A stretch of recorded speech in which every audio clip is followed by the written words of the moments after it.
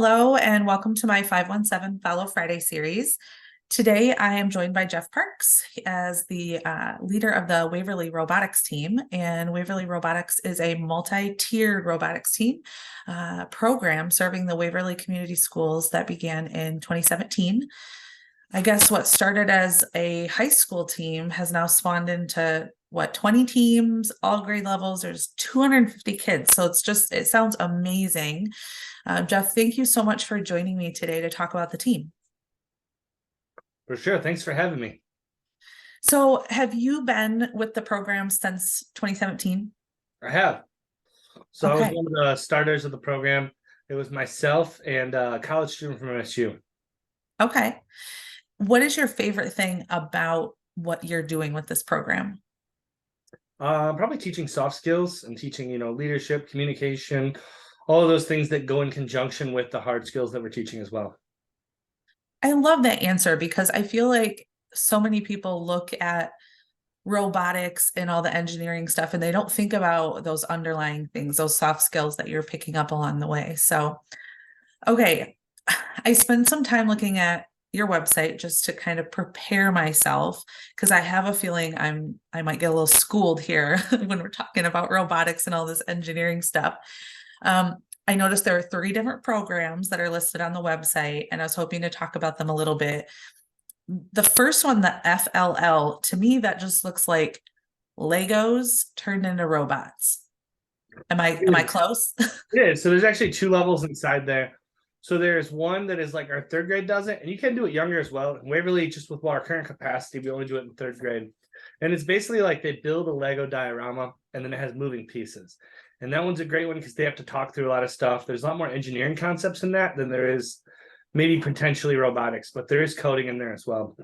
And then the second part of the FLL would be 4th, 5th, and 6th graders. So they basically have to build a robot, and then they compete with it. And they're not competing against other robots, but they're kind of doing time trials on a 4x8 sheet of plywood that has all these different challenges laid out. So they're basically trying to get as many points as possible in a certain amount of time. And then that score is compared to others, and that's how they compete.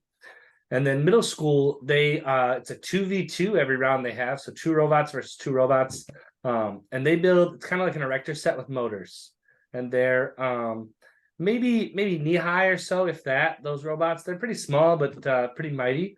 And then high school, we're looking at maybe waist height robots would be the best way to put that. And those are 125-pound robots, and they're always playing 3v3 every match. So there's always 6 robots on a field that can hit and move and all of that kind of stuff. Wow. So does that cover all 3 of those programs that you were just talking about as far as like the number of robots and size, or are you just talking about Legos? Well, I didn't quite understand that question. So when you were talking about the different sizes of the robots, are we still just talking about Legos, or are those just in general? Oh, no. So Legos goes 3rd through 6th grade. And then when they get to 7th and 8th grade, they're working with metal, and it's a kit, but they can cut the kit, or they can make changes, or they can 3D print parts. And then when we get to high school, there's no kit. So everything is fabricated, raw metal, 3D printed parts, all that kind of stuff. Okay. So when I was reading about the FTC program and they were talking about reusable platforms, is that what you're talking about, like the metals and stuff, the different types of materials that are being used instead of the Legos? Yeah, so they can reuse about 90%, and then every 3 to 4 years they need a new kit. It's kind of the best way to look at that. Okay, gotcha. All right.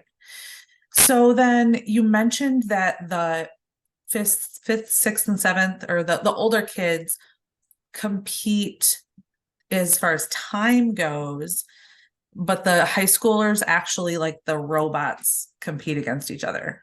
Yeah, so they're in high school and middle school. The robots are in an arena altogether, and it's still a timed match. It's almost like a sporting match, but they are trying to score points in different ways depending on what the game is that year. And a lot of times too, there's ways that you can play defense or take points away or build up more points. And then also, even if you're super practiced and ready to go, you still have to navigate around 3 robots that are in spots you don't expect them to be in. Okay. and this question maybe applies to all of the different programs, but is this considered extracurricular? It's not part of the actual school day program. Yeah, all of this is after school. And actually, we also have a new program that is on our website. It's kind of a pilot that we did this year. And one of our teams was a national, but we have a drone team. We had 4 drone teams this year, actually. So that was really cool. And then through this, though, inside the school day, there is a robotics class. It has nothing to do with the team. It's 2 completely different things. But Okay. the team kind of inspired the school to have a class, and that's pretty fun. And then we also have an engineering class. Okay. Interesting. Is this pretty common, or is this something unique about Waverly? So common as in like STEAM schools tend to have these types of programs, or is this unique to Waverly? I think definition is important on that. So like in Michigan, there's 600 teams. A lot of those are based out of the Detroit area. So here in Lansing, we have probably 7 teams or so. So about half of the schools in this area have some kind of program, from programs that are even better than ours to programs that are still struggling a little bit to get off the ground. So you kind of see the range across the board. And then I think Lansing is a little bit behind because, like I said, there's 600 teams in Michigan. However, as a state, we're pretty far ahead. The next closest state I want to say is Texas with 200 teams. Wow. Okay. So when you think about those hard and soft skills that the kids are learning in these programs, what would you say is the most valuable of either of those when they are on a team like this? Like, is the hard skills or the soft skills more valuable? Is that what you're saying?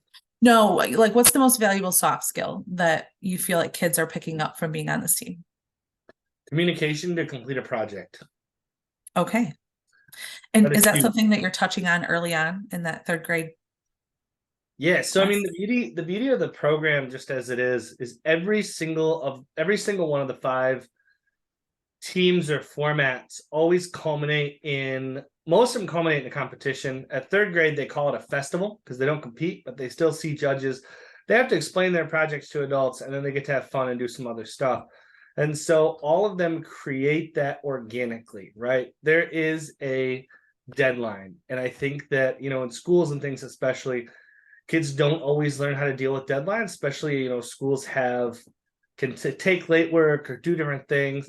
And it's also different, when you miss an assignment and later on you see a mark on a piece of paper, than when you have to go there and stand by a project. And if it's not great, like there's no kind of feeling like that as well.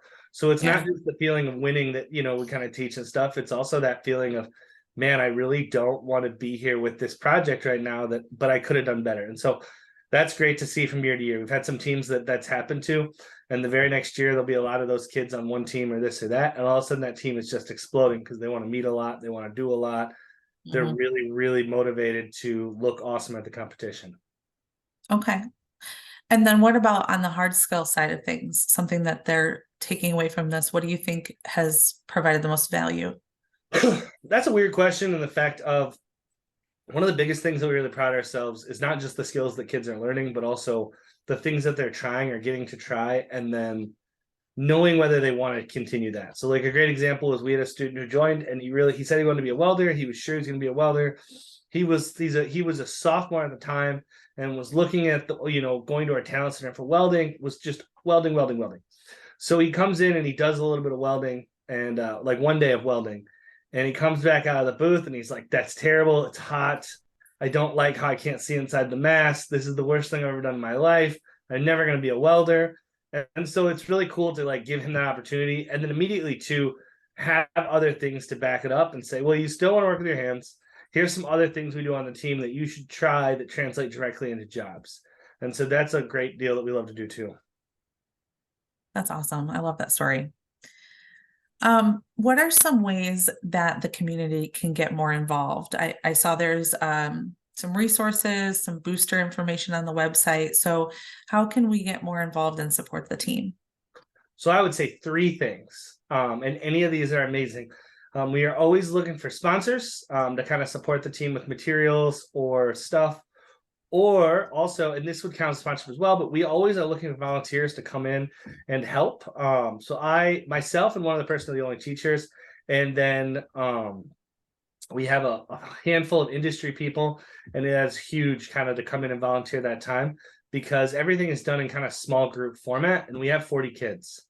So they really break out into these little groups and kind of learn things from real world professionals. And then the last piece, if someone's willing to give up a Saturday, and the first Saturday of December, we hold an elementary school competition at Waverly. Last year we were the biggest one in the state. We had about 3,000 people. And so we look for a lot of volunteers for that. And it's super fun. You get fed, you get a free t-shirt, and you get to have an awesome super time. Okay. On the volunteer side of it, what are the qualifications to be able to do that? Do you need to have any industry experience or knowledge? No. And I would Okay. say not for either part of the volunteers. So obviously that Saturday we take anybody and we'll teach you what you need to know for the day. In robotics, one of the like misconceptions, so we touch on a lot of different stuff. So we aren't just building a robot. So our kids also write their own grants, they make their own videos, they make their own marketing materials. They will do their own kind of speeches and things like that. And so there's all these different things that if, basically I would say just about any industry that somebody's in, we have an application where we can have you teach something to children that's really cool. Okay. All right. Is there anything else that you want to share today? I think that's pretty much it. I mean, that's, Okay. One thing I just thought of actually. Does a child have to be part of the Waverly Schools to be part of the program? They have to be part of the Waverly Schools. They have to live in the Waverly School District. So, and that has to do with the fact that so maybe about 10% of our funding. So most of our funding comes from the community and from fundraisers and from sponsors and all of that. But a small piece of our funding comes from the state of Michigan through a grant for robotics. And Okay. because that comes through our school district, that really constrains us to kind of those school district rules, same as athletics. Yeah. Okay, that makes sense. All right. Well, thank you so much for joining me today. I will put all of the contact information for the program in the caption for the video. And then if anyone watching wants to learn more about the program or learn how you can support them, I would say check out the webpage.